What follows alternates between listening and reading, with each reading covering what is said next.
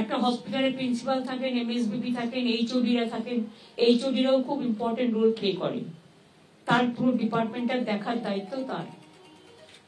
সুতরাং তাদের কোনো প্রবলেম থাকলে অ্যাপ সিস্টেম করা, অ্যালার্মিং সিস্টেম করা, এই কাজগুলো সমস্ত করার জন্য বলা হয়েছে।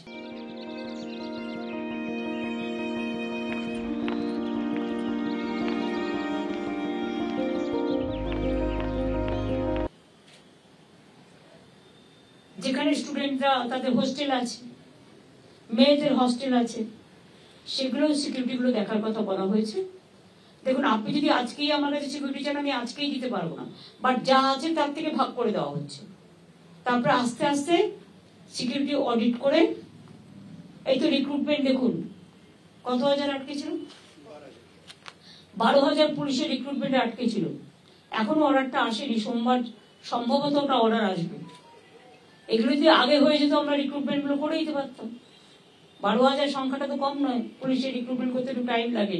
তাও আমি বলেছি বেশি টাইম না নিয়ে, ডাক্তাররা যেমন আমি এখন অ্যালাউ করে দিয়েছি, যারা পিজিটি করে মনে করুন, বা এমএস করে, এমডি করে, নানা রকম আছে, তো তারা ডাব্লিউবি মানে ইন্টার্ন করবার পর তাদের আমি বলেছি তারা পড়াশোনাও করবে, আবার তারা চিকিৎসাটাও করবে, সেরকম পুলিশের ডিউটিও করবে, আবার ট্রেনিংটাও নেবে।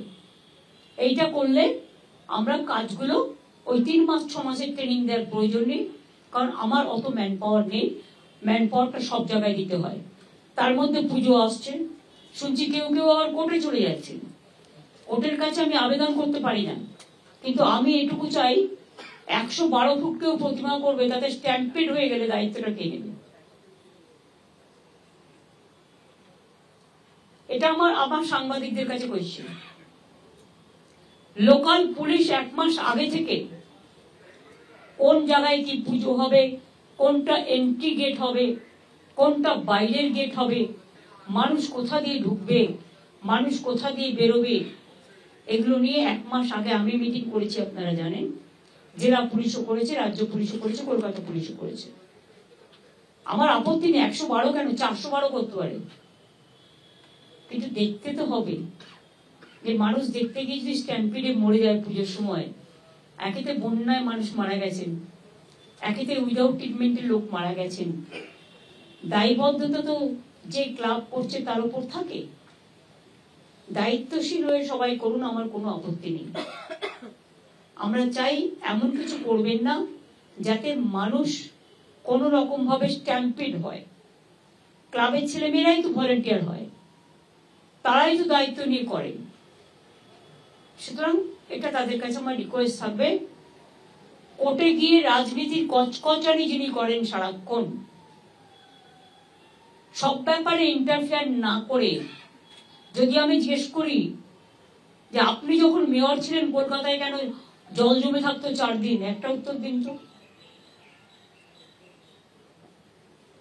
ছাত্র ছাত্রীদের জন্য এত টাকা নিয়েছেন কেন, যে স্টুডেন্টগুলো আন্দোলন করছিল, মানে এডুকেশন ডিপার্টমেন্টে। কথায় কথায় কোর্ট, আর কোর্ট মানেই তো কালকে সুপ্রিম কোর্টের অর্ডার শুনেছেন।